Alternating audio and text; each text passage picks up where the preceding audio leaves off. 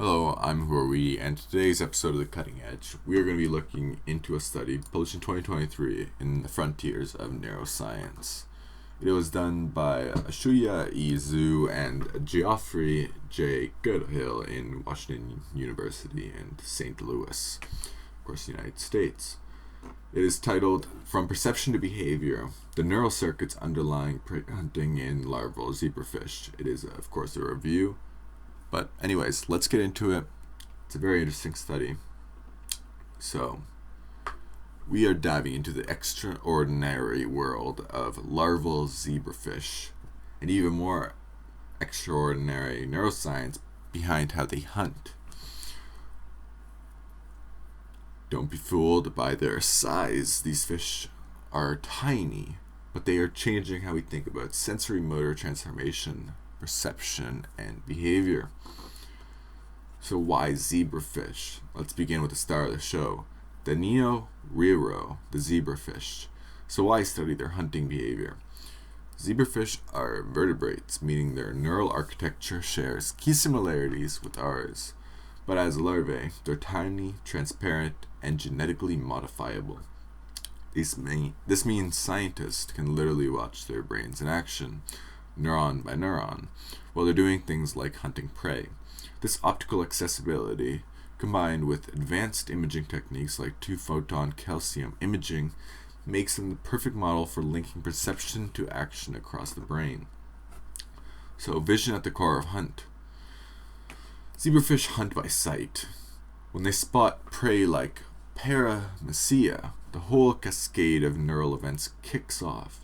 The process begins in the retina, the light-sensitive layer at the back of the eye. But here's where it gets cool. The zebrafish retina has a fovea-like strike zone, an area rich in UV-sensitive cones, specialized for detecting prey silhouetted by UV-scattered light in shallow, natural waters. This region is packed with photoreceptors optimized for the ecological demands of prey detection. From there, retinal ganglion cells, RGCs, neurons that carry visual information to the brain, send this data to the optic tectum, functionally analogous to our superior colliculus, and our botarized field 7, or AF7. These brain areas don't just pass along raw data, they refine it to perform neural computations that help the fish distinguish between prey and predators by analyzing attributes like size and motion speed. On a technical note, the technical PVL neurons show mixed selectivity. They don't just fire for one feature like size or speed, but for specific combinations. This kind of conjunctive coding is more efficient for dynamic environments. And again, I don't know if I already said this, but the seasons are changing. I am still very nasally, and not much I can do about it, so I apologize. So, from seeing to striking. Once the zebrafish identifies prey, it must calculate where it is, its azimuth, or horizontal angle, and distance. The optic tectum projects the two motor areas via a pathway called ipsilateral tectobulbar tract, or ITB, which helps translate spatial information into motor commands. For example, when a prey item appears 30 degrees to the right, specific neurons in the left tectum become active and signal the motor system to turn right, a maneuver known as the J-turn. Interestingly, zebrafish often undershot the prey on their initial turn. This isn't sloppy targeting, it's a learned strategy that may optimize the chances of a successful capture. The velocity to position neural integrator, VPNI, in the hindbrain plays a role in updating the fish's internal map of prey location, helping track it even during eye movements, making the decision to strike. All this information culminates in a decision. Should the fish go for the kill? This isn't just a reflex, it involves evidence accumulation similar to what we see in humans making perceptual decisions.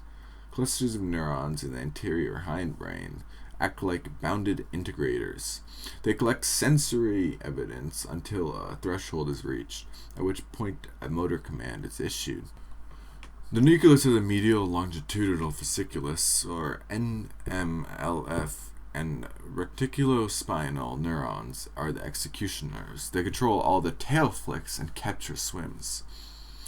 These neurons get input from the tectum and the AF7 and, when activated, drive the actual movement, modulating the hunt.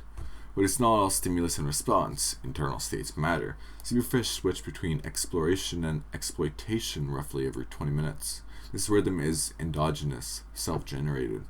The serotonergic neurons in the dorsal raphe seem to regulate these state transitions, influencing circuits in the cerebellum and the tectum.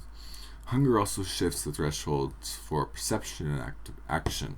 Starfish treat larger objects as potential prey and become more persistent in hunting, likely via hormonal signals from the hypothalamic pituitary interneuronal or HPA axis and the fish analog of our HPA stress axis. Section 6. Experience matters. Finally, experience shapes efficiency. Fish raised without exposure to live prey show less precise and less successful hunting. Those that learn through experience display improved prey targeting and stronger connectivity between visual and motor areas, as well as recruitment from the forebrain, including the habenula and telecephalon. Key takeaway: even a larval fish shows experience-dependent plasticity, emphasizing that hunting is not purely innate. It is a behavior sculpted by learning. Closing thoughts. Zebrafish larvae offer a uniquely powerful model for linking whole brain activity to specific, ecologically meaningful behaviors. What begins as a simple fish darting towards its prey is, in reality, a symphony of sensory processing, decision-making, motor execution, and plasticity. If you enjoyed this breakdown, leave a like, and if you want more in-depth neuroscience lectures, please comment, subscribe. And if you want to learn more about fishing, please take a look into this series that I've linked in the description. It's a book series called A Systematic Approach to Fishing. The most recent book is A Systematic Approach to Northern Pike Fishing, a data-driven guide to pike ecology, equipment engineering, and tactical fishing strategy. Again, the link is in the description, and thank you all for watching this video.